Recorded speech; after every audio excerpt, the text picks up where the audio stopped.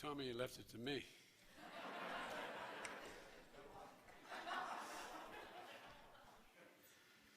We all brought our weapons. I brought my rosary. I got a story about that with Ruth Ann. Folks, to our beloved Delaware, to our beloved nation, and to our beloved family, here in Milford, in this house of God, we find truth in the old proverb. A good example is the best sermon. To me, that was Ruth Ann. A good example is the best sermon. Ruth Ann was, without engaging hyperbole, one of the Delaware's real true pioneers. One of the most remarkable and inspirational people I got to meet. I didn't know her, I knew her extremely well, I thought, but not in the same way that the early speakers have known her, working with her every single day. Ruth and I would talk when one of us were in trouble politically, or one of us were seeking advice from the other person. I mean that sincerely. And she was one of the most remarkable, inspirational people that Jill and I have met, and that our family's ever known. And we've met a lot of people, met a lot of successful women at home and internationally. Ruth Ann had something different than almost anybody I've ever worked with. Mr. Lindale, I should say, Governor Carney, Governor Carper, the Right Reverend Blunt Rochester,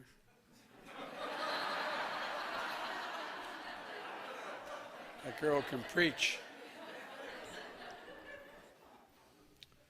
Governor Markell, and the Minner family. Look, in Delaware, we know the power of her example, and we know it pretty well. Every one of us in these pews had some interaction with Ruth Ann, beyond the family. But it's one that every American should know, her example. And I mean this sincerely. Because of the generosity of the people of Delaware, I had an opportunity to meet virtually every serious, well-known person in the world, that because of the nature of my job. And I not often, but occasionally talk about Ruth Ann. When they'd ask me about, can you define America for me? Not a joke. And I talk about, it's just about opportunity. And it's about being able to dream something beyond your circumstance and have some shot of being able to get there. But it's not just learning that she was elected to the House of Delaware. It's not just learning about that, or that she went to the Delaware Senate, a lieutenant governor, or as the first woman governor, but it's how she got there, which I think, Nance, is what it's all about, how she did it. It's how each time she climbed up the political ladder, she always stayed grounded in the lives of everyday people, whether it was the folks at the corner store, whether it was her neighbors, whether it was her family, just ordinary people. That's what she and I, when we talk about. I remember when I did the inaugural, I said, this is about just never once when we've given the American people a shot, just a shot. Never one single time has the American people, ordinary people, ever let us down. That's okay. That's Ruth Ann saying, keep going, Joe.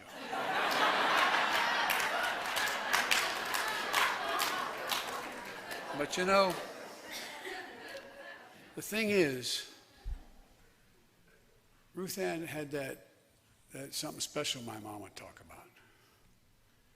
And that she had a sense of empathy. She understood. She understood. When she looked at you and talked to you, especially if it was a crisis, you knew she understood. You know, and the American people should know that she was a governor who once, as a teenager, dropped out of school. You all know it, but the American people should know it. Dropped out of school to help run the family farm. Sounds like fairy tale stuff. It's real. It happened. As a young widow who, after Frank suddenly passed away, decided that she's going to get her GED while working 2 jobs and raising 3 boys. Easy to read, hard as the devil to do. An entrepreneur who helped build a successful auto towing company that the boys ran. A pathbreaker who, I remember this one because I was doing the same thing with less efficiency as a member of the banking committee, which was when she went to get that loan and needed a signature of her husband. She and I talked about this. She couldn't get it because her husband needed to sign it. And after going out to elected officials and saying, can we do something about this? She decided the best way was to change the law was to write it herself. She determined to do it. And she did it. Not a lot of highfalutin speeches or anything. She just did it.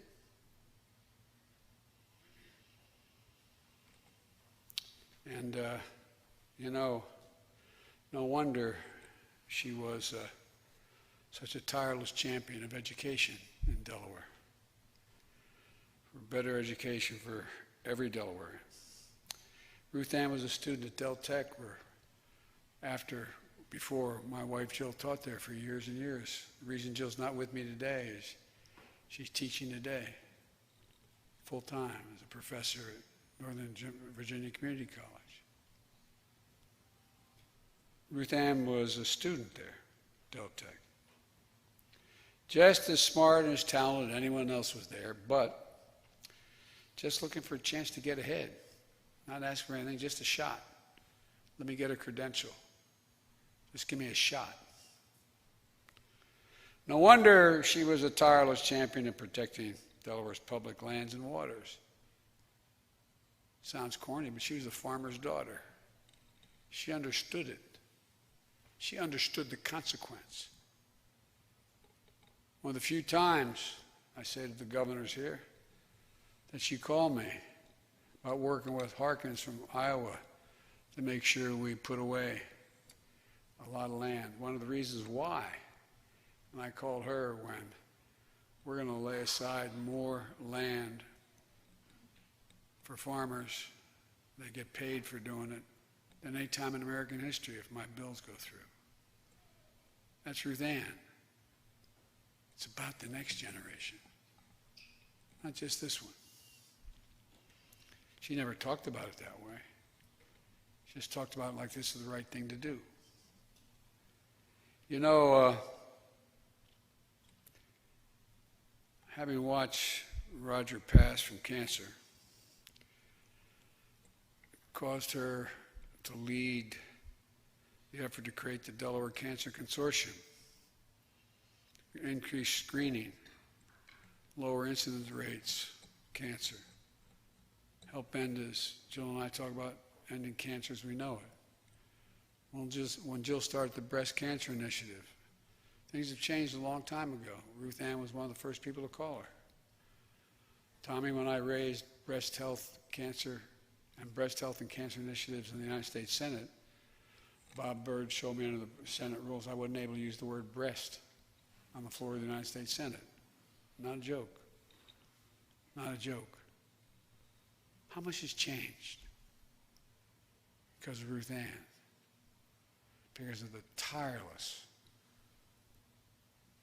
incredibly large number of mostly women that she encouraged.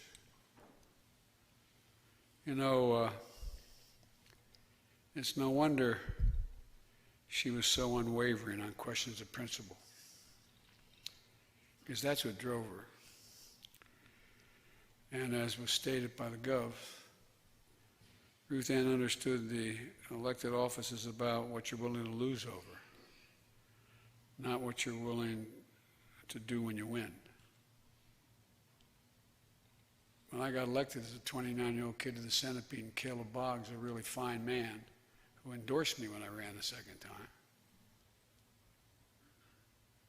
The thing people would come up to me and say, well, what's the secret? Because if I won, this Irish Catholic kid from Claymont, Delaware, who didn't have the proverbial pot, how could this happen? There had to be a secret. They literally asked me, what's the secret? The secret is represented by the women and men who've spoken already. What are you willing to lose over? If you haven't figured that out, you should never run for office. Go in another enterprise. You make a lot more money, and you get a lot less heat. No, I'm serious. What difference does it make if you're not doing what you believe? So you know, and I, like all of you, remember when she decided that protecting the health of Delawareans from cigarette smoke at a time when opponents would chant, ban Ruth Ann. Remember that? Ban Ruth Ann. Ban Ruth Ann. Remember what she'd say? I remember. She would say, why should the life and health of a restaurant worker be valued less than anybody else's? Because I believe that's how she thought about it. What made her so powerful, she expressed what she really thought and felt. Didn't have to be cloaked in poetic language, just what she thought. Everybody understood she meant. She's worried about that waitress who was making $5 an hour, busting her neck, breathing in that smoke. That's who she cared about. And people knew it.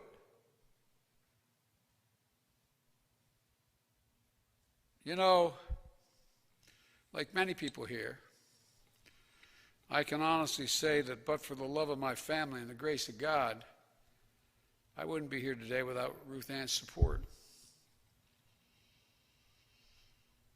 She was always there for me, for us, for my beloved Bo. I think she cared about him, guys. I think she really cared about him. Bo was elected Attorney General when Ruth Ann was governor. And the thing that surprised her most was she was ready to appoint him Attorney General. And he wouldn't do it. He had too much of Ruth Ann in him. But no kidding. You remember that? He wouldn't do it. He said, I'm going to run for it.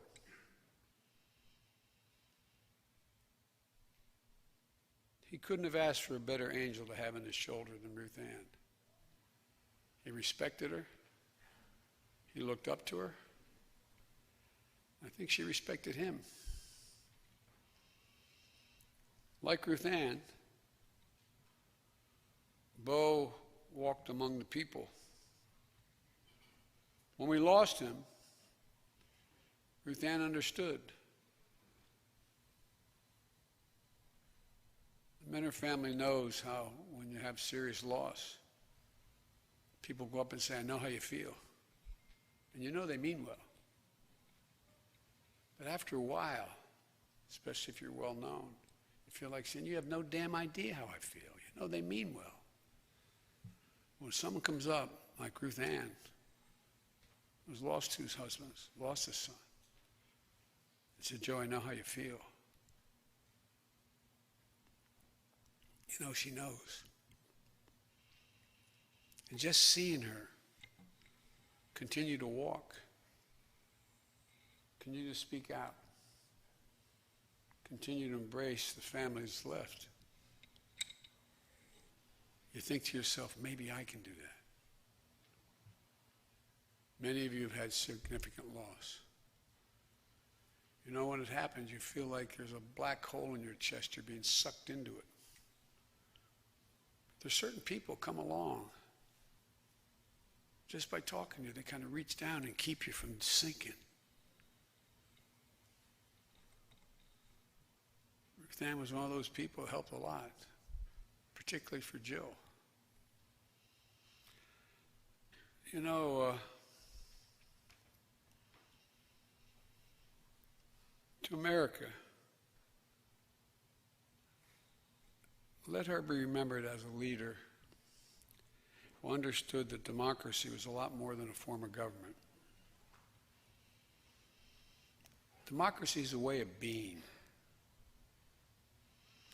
It begins and grows in an open heart and with a willingness to come together by searching to find a common cause. Not always the same exact answer, but a common cause. You get to that point, there's nothing we can't solve if you acknowledge the common cause. And your grandmama and your great-grandmama knew how to do that. She reached out. And you know, empathy is the fuel of democracy. I've learned over time it's the single most underappreciated aspect of what makes governments work when they work. It's that sense of empathy. That thing that just says, you have a leader who says, that person knows what I'm going through. I was being reminded by my son Hunter when I was trying to get the COP26, what's going on over in Europe on the environment together. It makes a lot of difference. All empathy is looking at you and understanding what you're worried about. And you know and I know what you're worried about.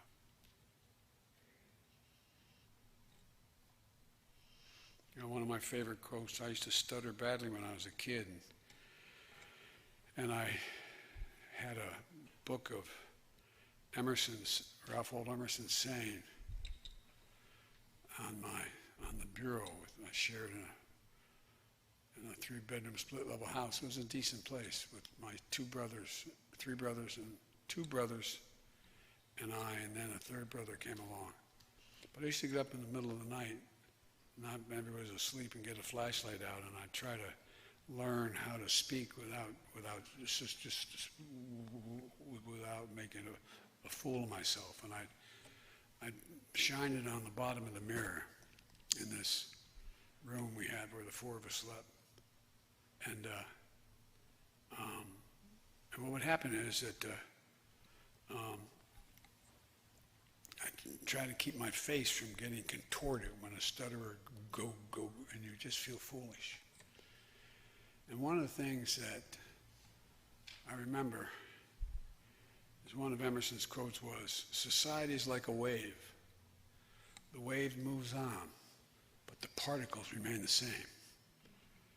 Meaning God ain't made a new brand of man or woman in millennia or a lot longer. And Ruth Ann kind of understood that. Whether she'd say it that way or not, I don't know. She understood that human beings are human beings. And you know,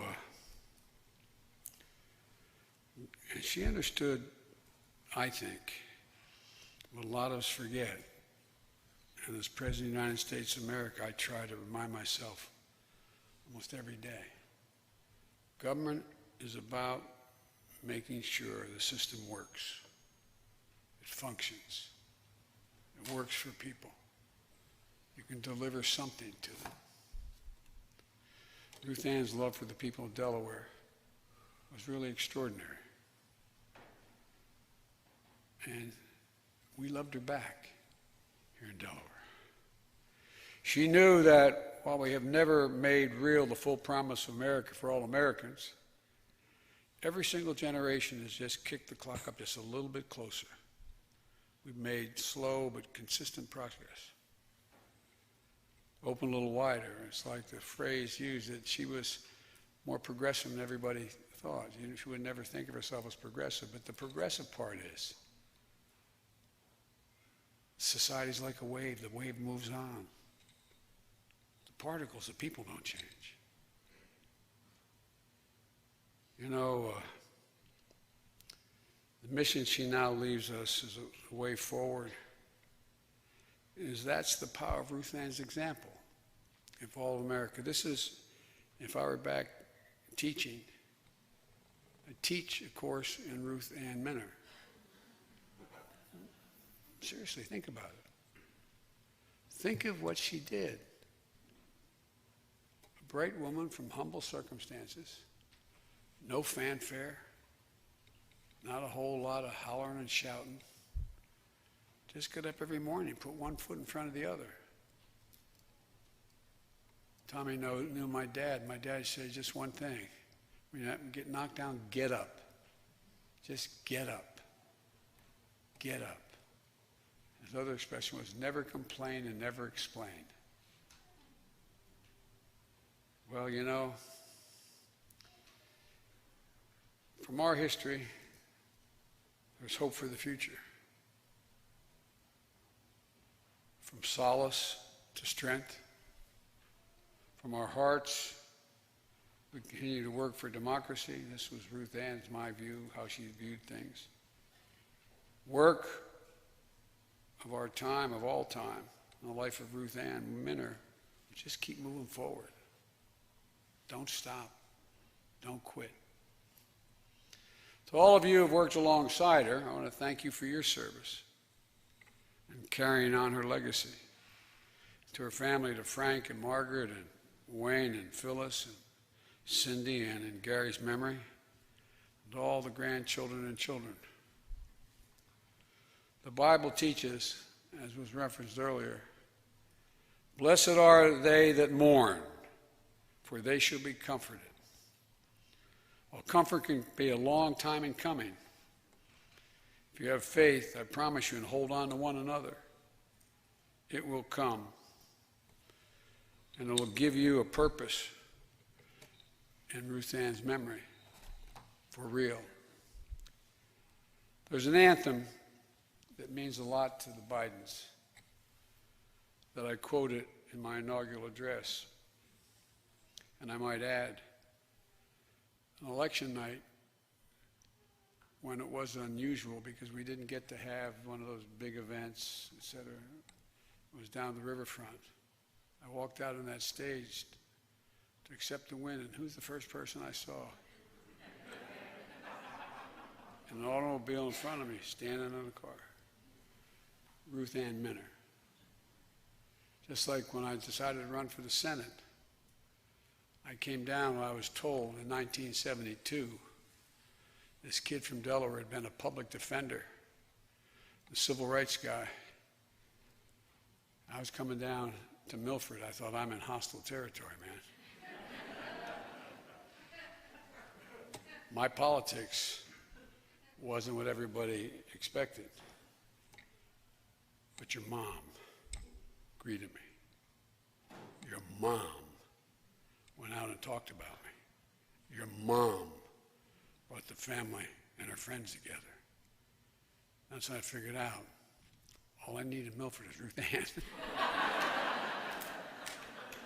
But, you know, this anthem is one that I don't think she knew, but one that means a lot in my family that I used in my inaugural address, being sworn in as president. It goes like this. It's called the American Anthem. It says, The work and prayers of centuries have brought us to this day. What shall our legacy be? What will our children say? Let me know in my heart that when my days are through, America, America, I did my best for you.